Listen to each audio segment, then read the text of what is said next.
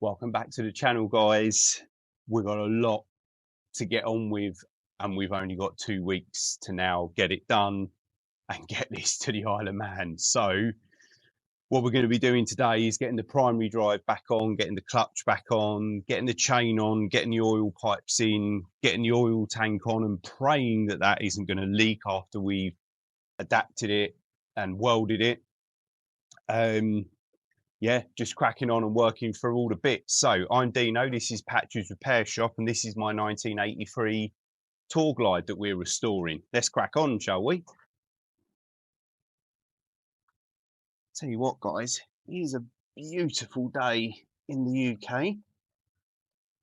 So what I'm going to do is just start by whipping the compensator off. If you haven't followed the entire series all the way through, I could not stop my primary drive from leaking at all. And then at the end of last year, before I completely stripped it all apart, I've done a little bit of a test, and I basically need a puller for that, don't I? Right, mucking around with pullers for no reason. Seem to remember doing that the first time round as well. There we go. Happy days.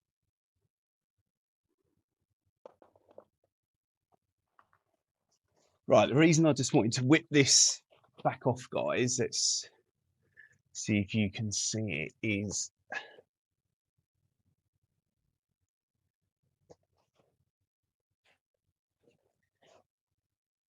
I used to have a leak. Biggest leak from this area. Always used to think it was the primary drive, even after attempting to repair it once. Then the clutch started slipping, brand new clutch, on the way back from the Isle of Man TT last year. So what I did is I drained all the primary drive oil out, checked the engine oil, made sure that was spot on, and went for a ride. And when I came back, I had oil in the primary drive. To me, that says that the engine crankcase here is leaking into the primary drive. Obviously, engine oil on the clutch will make it slip. Primary drive oil, hypoid oil won't. And that was my problem. So that's the situation that we basically ended up in. And that's kind of where we still are now, to be honest with you. And I think I've changed this crankshaft oil seal once already. I've got a little puddle of oil down here.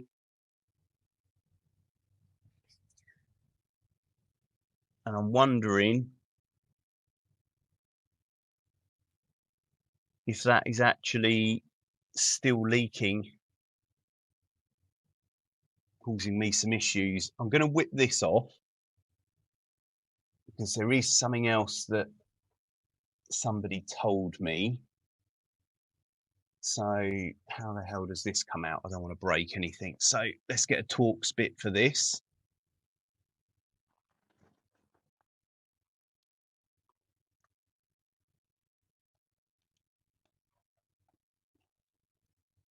I always find this to be one of those bikes where I've got the entire toolkit out. Everything's different sizes, different heads, different drives.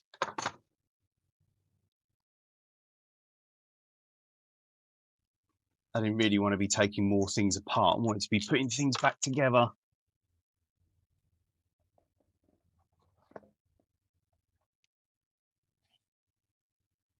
don't really want to pull on these wires too much. If you guys can see where I'm going wrong here, please let me know in the comments. That has pushed through, or pulled through, I should say. There's always been a load of jollop in here. I'm assuming somebody's trying to seal something up, and somebody said to me when I was buying some parts, there was a Harley specialist that these two holes here should have a little plastic cover to hold the loom that we just took out, and those screws need to be in there. And you can see a bit of oil running down here, and I'm wondering if that has caused me a load of problems. Again, if you guys know, please let me know in the comments. I'd be interested to know. I'm going to clean all this jollop out.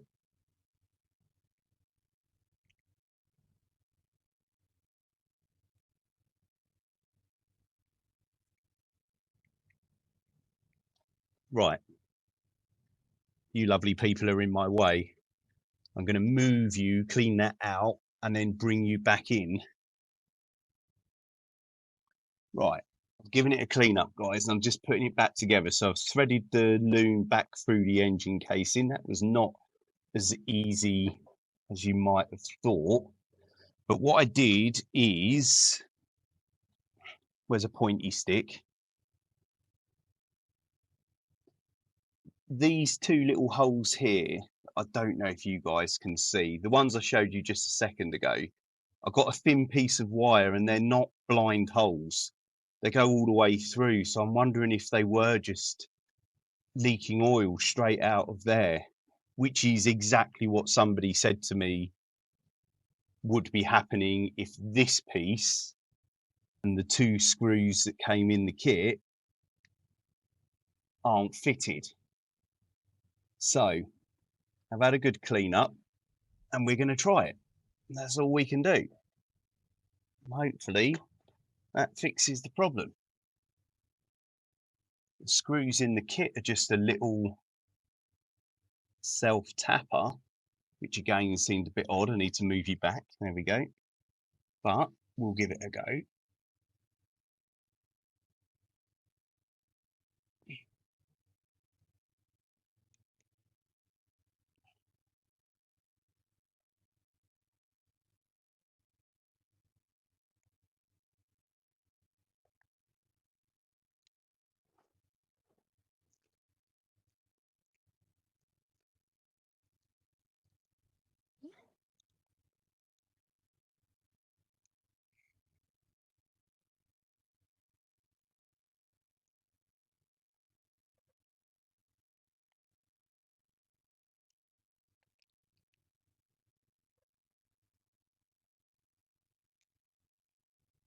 Imagine if that's all it was.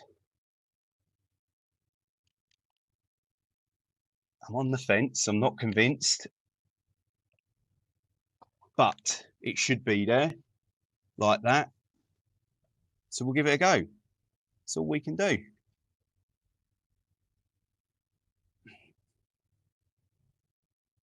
Right, so let's put this winding back on.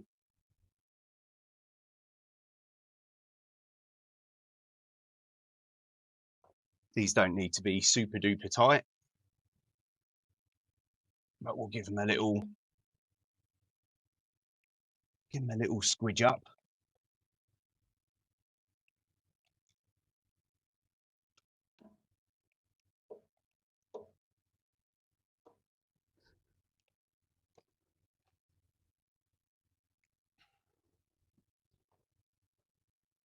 See, now I'm really intrigued into, is that all it ever was? We just missed that little bit last year. Oh well, never mind.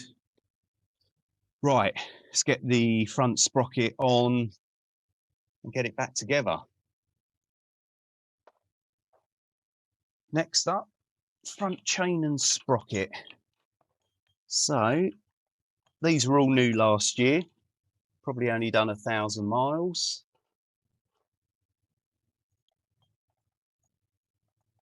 Oh, I think there's a spacer missing.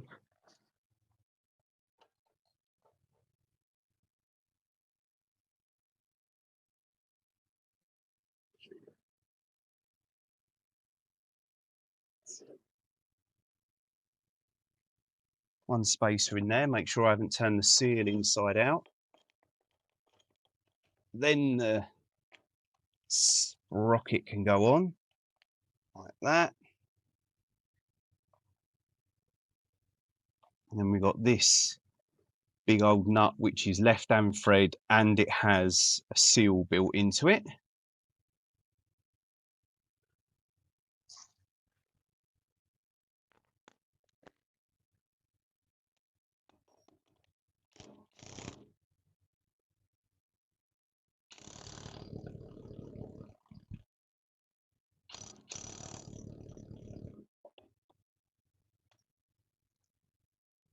Some dugger-duggers on there.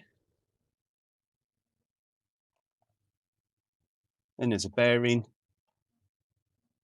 There's a keyway that goes in here. And we've also got a little Allen key, which should fit into one of these holes. Just stops that nut from coming undone. Probably would have been easier with that bearing off.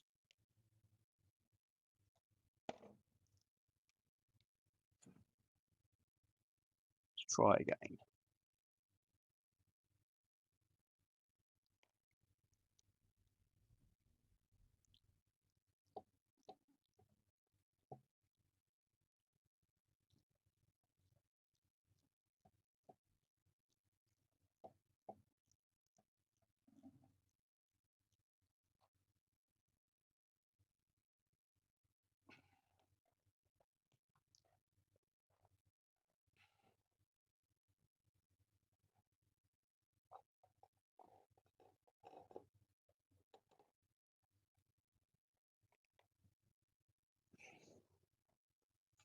Let's just raise the bike up, get the chain on the rear sprocket so we can be sure.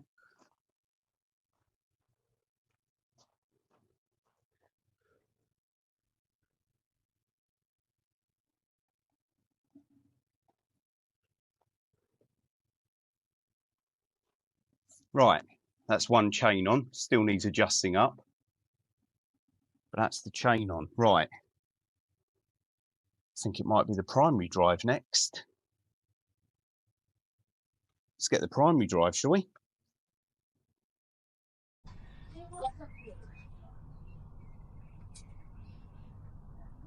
Right, let's get the primary drive on. We've got a couple of gaskets to put on, which I'm only actually putting on for the spacing, if that makes sense, because they're not actually needed for anything else anymore.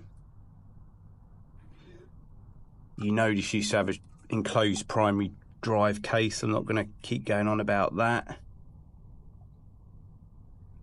Right gasket, it's not a very nice fit. So I've had, let's move you guys back a bit. The guys at New Tech Powder Coating, or Andy at New Tech Powder Coating, has recoated the inner primary drive for me. Don't know how well you guys can actually see that, but again, fantastic work by those guys. It's come out really, really nice.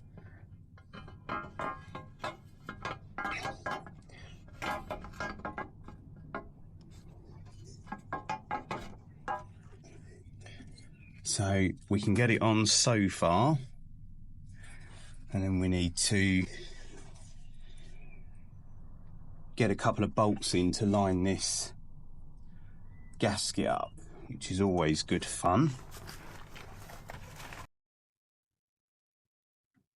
Right, when you're fitting these primary drive covers, guys, don't wind it in with the bolts. Make sure that the inner primary drive goes all the way home to the engine case, and don't try and wind it in with the bolts. You'll either snap one of the tags off where the bolt holes go through, or you'll snap the lip on the inside of the primary drive or on the engine case. All is bad when you're dealing with old Harley bits, because you've then got to go and try and find a new one, especially if you've just cracked the lip on the end of your engine case. That does not sound cheap. What I've done is I've slackened off the 4 9/16 engine mount bolts, so 2 at the back for the gearbox that you saw me put in last week, and 2 nuts and bolts at the front of the engine. I've slackened all of those off, and I've made sure that the primary drive's gone all the way home, and then I'll just wind my bolts in hand tight. And we know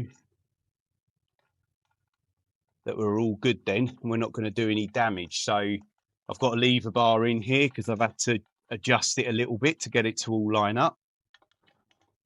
So a little bit of extra work, hopefully save you a world of pain in the long run. These two at the back here, if you can see, have got a steel locking tab on. So acts as a washer and then a locking tab as well. Stop them coming undone.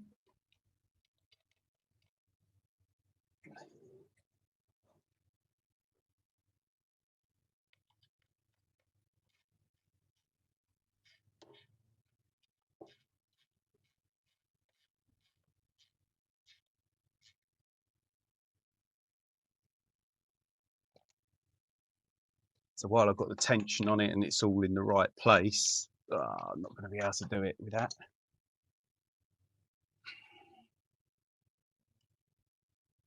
I was just going to try and nip a couple of these engine mount bolts up, hold it all in the right place.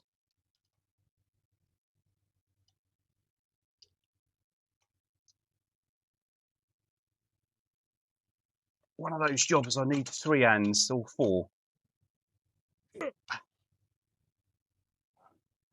There's one. Yeah. Right, so I've lined the camera up. I've put a couple of starter motor bolts around the top to hold the gasket in place. And then we've got some bolts to go in here. There's one awkward one underneath at the back, which I've already got in place.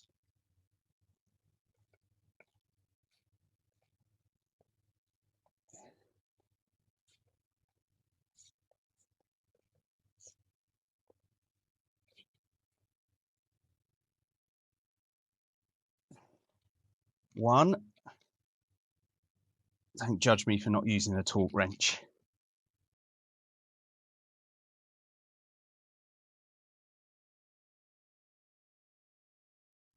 Now, what I want to do now is put, if I move you guys right round here. I want to put the linkage in that goes from here, the gearbox, to here, which is where we've made the new bushes up in one of the previous series. And I reckon that is going to make the biggest difference to the riding experience, because this was floppy doppy. Michael Wally, I forgot to turn the camera on. So, got new shaft, we've got the new bronze bearings in, we've got this lever on the back, and then we have this rod here, which we put new rose joints on last year.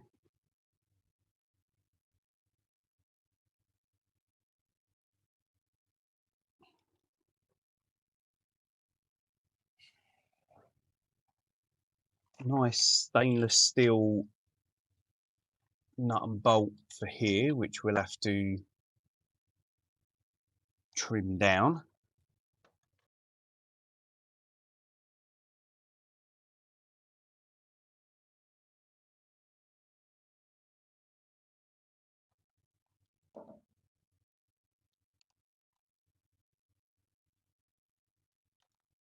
Click, click.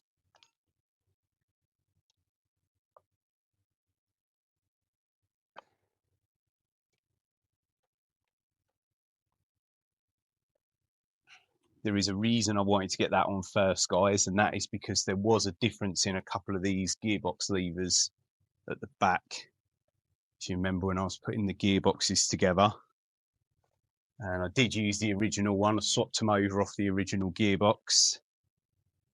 Hopefully that will all be okay. We got next, we got to put a little adjusting piece in here, and we've got to put the starter motor mechanism in up here. Let's do that, shall we? So what I'm doing here, guys, is just putting the inner and outer part of the clutch assembly together, but you need to do it in conjunction with the primary drive chain. And it's all a little bit awkward. There's also a 4mm keyway on the gearbox shaft, which you need to try and get that over as well. And I've put the chain adjuster in the primary drive housing. I've actually put it in upside down, which is a mistake, but it shouldn't be in there at all at the moment because it's stopping me. I haven't got enough slack to get the chain over, so I'm actually still fighting with it at the moment. I then spend the next 15 minutes fighting with all of that, took the chain tensioner back out, managed to get the clutch over the keyway nicely, and then just pop the nut on to the gearbox shaft just to hold that clutch basket in place. And yes, I have, regardless of the heat causing me some confusion, I have put the push rod through the gearbox and all the necessary pieces through the gearbox to actuate the clutch, so that's already in there.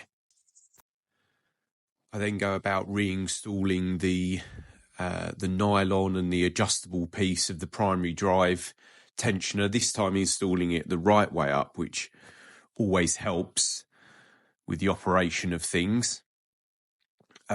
So just all in all, I find this, I don't know about you guys, drop it in the comments. I find this primary drive just awkward and heavy. And I even think if you had two people, you would just be bashing shoulders, because it's just heavy, awkward, and all in a tight space. And it was roasting hot and probably needed an ice cream, which wasn't helping. But we got the chain back on and we got it all tensioned up nicely, which is fantastic. So now the primary drive chain is all tensioned up, we can go about fitting all the clutch plates into the clutch basket. These were new clutch plates last year. They'd done about 1,000 miles. As previously said in the video, I think they got covered in engine oil. So I've cleaned them all off with brake cleaner, dried them out, roughed them up just a little bit, had a look at them. They all just still look like brand new. This is a clutch that can be run wet or dry. And as a little test, I'm going to run it dry. I'm going to run the whole primary drive pretty much dry. Just lubricating that chain up periodically or sporadically, if you like. Just want to make sure that I've eliminated all of the oil leaks and that I'm not dealing with a gearbox oil leak or an engine oil leak and it's all leaking into the primary drive.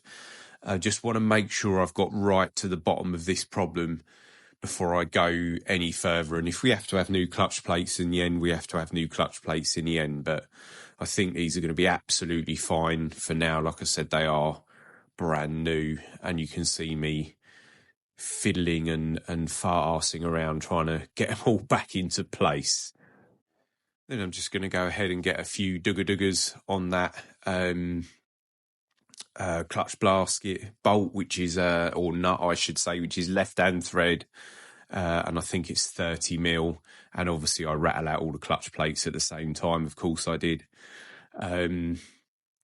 So we just slot the clutch plates back in place. It definitely was one of those days, guys. So now we'll just try again with the clutch plates held in place. And that's all tight. And I think we're pretty much ready for the outer primary drive cover now. But before we can pop that outer primary drive cover on, we need to put the outside of the clutch plate on. There's two clutch plates. There's a load of springs in the middle. There's some adjustment to be done here, but we're not going to do that quite yet. We'll do that when everything's built up, and we'll just whip the derby cover back off, and we'll adjust all of this back up. So for now, it's just winding the adjusters off so that they're all free, popping all the clutch springs back on and the outer plate, and there's 3 9/16 nuts that hold that outer plate that I'm just plonking on now. And obviously we've got all the clutch springs that go in the middle there. So I get all that built up now, and we'll do the final adjustment when all the new clutch cable and everything has arrived. So what we've got is a new to me, so new second hand. Obviously still 40 odd years old. This came off the same bike that I bought the gearbox out of that we've just rebuilt. So we had this as well. And I thought, you know, why not? While we're here, you know, I've had so many primary drive leaks from so many different places, you do start to think if it's shaped like a banana. So I thought, you know, for the sake of 20 quid, which is all the guy wanted for that outer primary drive cover, let's give it a go. I've given it a little bit of a clean up. It's got a bit of a funky derby cover on it. Yeah, so we're just plonking that on with a new gasket now. There's a couple of dowels, and then we'll go ahead and get all the bolts in that outer primary drive cover. And then we're pretty much done, and we can move on round to the oil pipes then.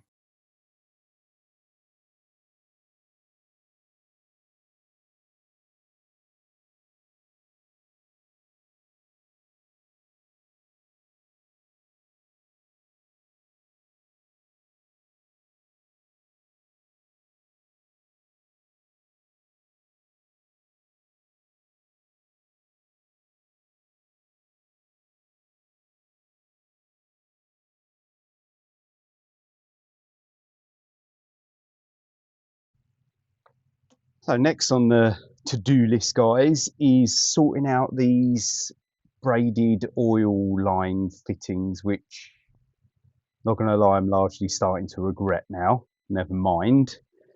So just down in there, we've got crankcase ventilation pipe. Now, I've made this up on the lathe. This is just a normal AN6 connection, and I've just turned down most of the hexagon part, just left with a little bit, and that now screws onto there and misses the oil filter housing. So that's that done. I just need to put a pipe into it. And what I've kind of been doing is just trying to find the neatest configuration. And as you can see, I'm struggling a little bit. Now this is, I might have this the wrong way around, guys. This is feed from the oil tank. This goes off to the oil filter. Oil filter back to the oil tank is easy. This one here goes off to the oil tank. This is the vent for the oil tank from the engine. Now, this isn't too bad.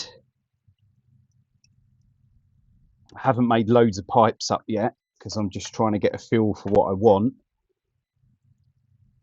And I've run out of masking tape, so I can't cut any more braided pipe nicely.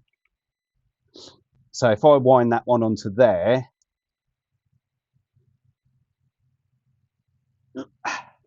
see, that's not the end of the world. That would sit nicely down into there, probably underneath the starter motor. I need to check that, and up to the oil tank. And it, you know, it's fairly neat. I can live with that. This one needs to be a right angle, otherwise it hits here. This one is feed from the oil tank, and if I put a straight on it, it just plain and simply sticks out too far. So that's why I've been thinking that what we'll probably have is a right angle here. We'll have a straight coming up here into a vent, and I'll just take this one off and use it as an example, put it back where it was, excuse my hand in the shot. We'll have this one with another right angle onto here. We can probably get both the pipes through the clutch arm. Got some AN6 clamps which will neaten it up a little bit. Let's just hope that the angle here isn't too tight coming out of there. You know, hopefully that will bend around a bit. Might be too tight, we'll see. If you guys have got any ideas about how I could do this, these do come out. I have made these up which screw straight into the oil pump, and I've tried different configurations there to try and make it work. So far this is the best setup, but to cut some more pipe and get some more ends on, I need to go and get some more tape, masking tape, because that's how I cut it. Put masking tape on it, put a little cutting disc through the pipe, and that makes a nice neat job of it. So yeah, turning into a little bit more of a job, which we probably don't need. But that's the way it goes. We will get to the end of it. Let's just put that on there for a second. So that's kind of where we are with the oil pipes. The oil tank's all done. It's got the fittings welded on, and the gearbox is all done over here. If I can move you guys up, so the fittings are fitted in there with some PTFE tape. So that's oil in, that's oil out, and the oil filter goes just underneath. So yeah, that's where we are. It's been a really warm day actually. So I'm going to go and do some editing with a cold beer, I think, guys. Right, ladies and gents, that's me for this week. Primary drive's built up. Started to look at the oil hoses. Not going to go into it again. My big bald head is sufficiently burnt because it's a beautiful day. So we've made a bit of progress. Got a lot to do. It's going to be a busy weekend next weekend. So thanks for watching. If you've made it this far, you know the score. It's completely free of charge. Smash subscribe, drop us a comment, let us know what we could be doing differently. Give us a like. I'm Dino. This is Patch's Repair Shop. And this is my old Harley Davidson. Catch you guys next week.